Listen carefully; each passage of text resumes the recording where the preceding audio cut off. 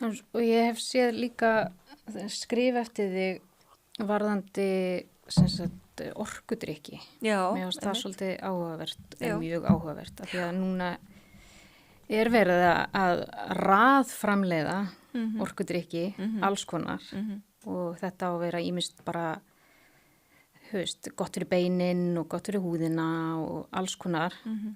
Og þetta þú hefur gert svolítið rannsóknir á þessu, þegar? Ég hef ekki rannsakað þetta, en ég hef svolítið bara lagst yfir hvað í gangi og ég hef skoðað hvaða áhrif bæði gerfisætan eða þessi gerfisæta og þessi sætu efni upp til hópa, hvaða áhrif þau eru að hafa þá á þarmaflórun og meltingaveginn, því það er svona mín sérþekking liggur þar. Og það ekkert rosalega, það reyndar sko það sem ég ætti að segja og ætla að segja að við vitum rosalega lítið og það alltaf líka pínlítið hættulegt. Já. Og þegar við vitum ekki mikið þá vitum við að þá fullt eftir að koma í ljós. En það alveg það sem hefur komið í ljós, það eru alveg teiknum að þetta sé ekki að gera okkur gott og þetta sé skaðlegt. Og við vitum, það var rannsókn gerð í Bandaríkjunum á neyslu það voru konur skoðar, unga konur sem voru að drekka orkudrykki. Og það var það kom í ljós að það var samband á milli þess ef að móðir eða kona drakk einn orkudrykk eða meira á dag, að þá jók hún líkurnar á því að fætt barn myndi greinast á einhverfu rófi. Þannig að það einhver teiknum að orkudrykkjur þá mögulega gerfisætan stuðli að eða auki líkur á einhverfu. Og það alveg, það alveg sláandi. Það sláandi, þegar ef við vitum að eitthvað svona getur auki líkur á einhvers konar röskunum, að þá það mikill ábyrgðar hluti að hlusta ekki á það. Við vitum líka að ofþyngd móður eigur líkur á einhverju að eignast barn sem greinist með einhverju. Og það sem svo merkilegt í þessum orkudrykkjum og í þessum drykkjum sem eru með gerfisætu eða sætuefnum, að þá eru margir drekkita til þess að halda í og halda niðri hitaeininganeyslu. En það bara fylgna á milli þess að allavega sumar rannsóknir sína, það eru rannsóknir sína að þeir sem að neyta sykurlausra fæðutegunda og drykkja eru bara jafnvel í þyngri heldur en þeir sem eru bara að nota sykur. En það engin trygging fyrir því að maður sé ekki fá hitaeiningar.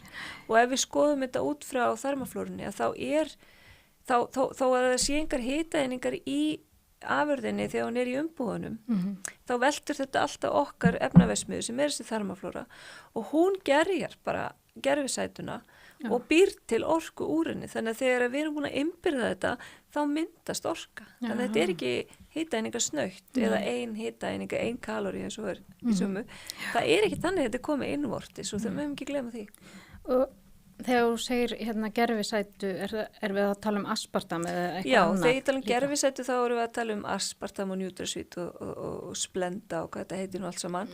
En þegar ég tala um sætu efni þá innifelur það líka eins og stevíu og þessi hvað heitir þetta nú, xylitol, stevi og þessi náttúrulegu sætuefni sem þá ekki gerfisæta vegna þess að þau eru úr náttúrunni en þau eru mjög unnin. Þannig að stevia sem hvítt duft eins og sykur ekkert algjörlega náttúrulega vegna þess að hún er búin að fara í gegnum mikið svona vinsluferli. En ef við tökum steviu plöntu og bara laufblað þá erum við að tala um allt aðra hluti. En þessi sætu efni og gerfisæta eru jafnvel upp í mörg 100 sinnum sætari en borsykur. Þannig að þetta svo ýkt sæta og kannski að fá sér orkudrykk sem inniheldur jafnvel mjög mikið magna koffini pluss þá gerfisætu eða sætuefni og kannski ekki borða neitt. Og þá erum við náttúrulega bara að ræsa kerfið okkar, setja upp streitu, keyra upp adrenalín og fá bragðlaugarnar okkar skynja sætu, líka minni tilbúin að taka á móti næringu. Af því að það segir okkur það koma matur, sæta, en það kemur engin næring. Einhver smá orka sem við búum svolítið meiri orku úr, en þetta við erum að plata kerfið og við erum bara að tjúna allt kerfið upp og svo erum við að ganga á þessu. og unga fólki keyrir sig mjög á orku og kannski nota svolítið orkudrykki til að halda sig vakandi sem alveg svakalegt. Þegar við erum fann að skerða svefn og annað og kannski neita okkur mat að því það nægir okkur að trekkja okkur upp á orkudrykk. Frænka mín lendi því að hún bara jafnvel og ég og hún drakk svolítið af orkudrykkjum og var að drekka þetta í vinnunni og þú veist, einn á mótnana og einn eftir hádegi og eitthvað. Hún endaði með því að fá flogakast. Já.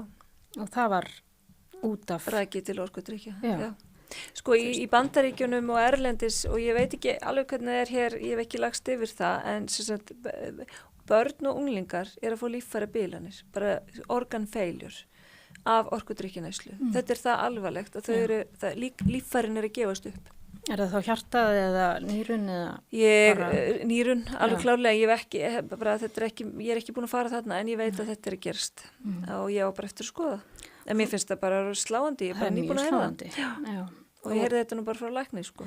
Og þetta markasett svolítið fyrir virðist vera börn. Já. Þú veist, þessi, ég vil ekki nefna neinn nöfn. Nei, við þurfum ekki að tala neinn nöfn, en þetta markasett fyrir börn og það líka mjög, það alveg umhugsunarvert að sterkar fyrirmyndir, íþróttafólk, söngvarar og aðrir sem eru flottar fyrirmyndir og kannski bara rosalega heilbrigt fólk að koma með sinn orkudrykk eða auglýsa orkudrykk eða styðja við orkudrykk og eðlilega, ég meina að þegar maður lítur upp til einhvers þá gerir maður eins og þetta ábyrgð hluti þó þetta sé allt vel meint og ég skil alveg konsepti, það gaman að vera með sinn eigin eitthvað en getum við ekki reynt að fara í hollari og reynt að vera hollar ímyndir og hollar fyrirmyndir, það væri svo miklu betra fyrir alla, betra fyrir umhverfið, betra fyrir fólk, betra fyrir alla.